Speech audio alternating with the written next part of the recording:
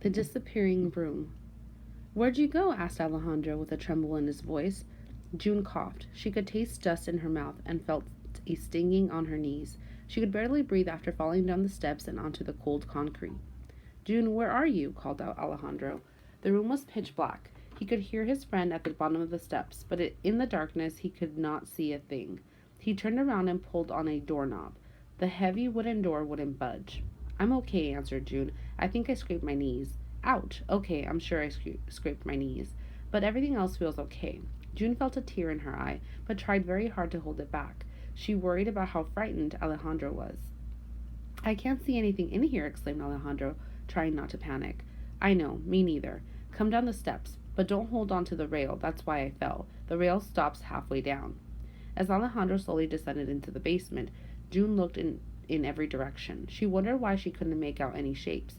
Even when her parents turned out every light in the apartment after bedtime, she could always make out the picture frames on her dresser. In this place, it was like her eyes were shut. I'm here, said Alejandro, interrupting her thoughts. He clasped June's hand and asked, What now? June's knee throbbed. She felt close to panicking in the pitch black, but she knew she had to stay calm.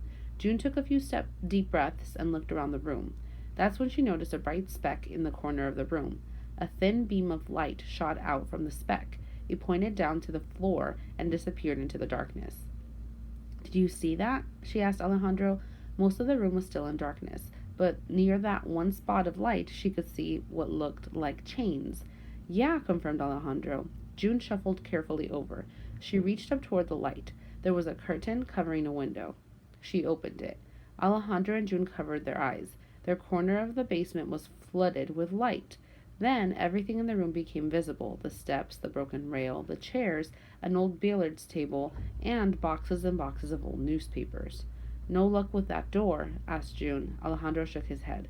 June clambered onto a nearby chair and pushed at the window. It opened with a creak, and she pulled herself towards the opening. Let's get back to the party, she said with a smile. 1. Where were Alejandro and June at the beginning of the story? A. The stairs, B. The basement, C. The school, D. The attic. Number 2. Read the paragraph. June, where are you? Called out Alejandro. The room was pitch black. He could hear his friend at the bottom of the steps, but in the darkness he could not see a thing. He turned around and pulled on the doorknob. The heavy wooden door wouldn't budge. Why is paragraph 3 important to the story? A. It helps the reader understand the character's feelings. B. It helps the reader understand the problem of the story. C. It helps the reader understand how the problem is solved. D. It helps the reader understand what the characters learned. Number 3. What is the central message of this passage? Number 4. Which detail best explains why this text is called The Disappearing Room? A. June seemed to disappear when she fell down the stairs. B. The room disappeared when June fell down the stairs. C. Alejandro and June were frightened by how dark the room was. D. June and Alejandro couldn't see anything in the dark. Number 5. Which two words best described how June feels about Alejandro? A. Concerned, B. Frightened, C. Friendly, D. Alarmed, C. Helpful.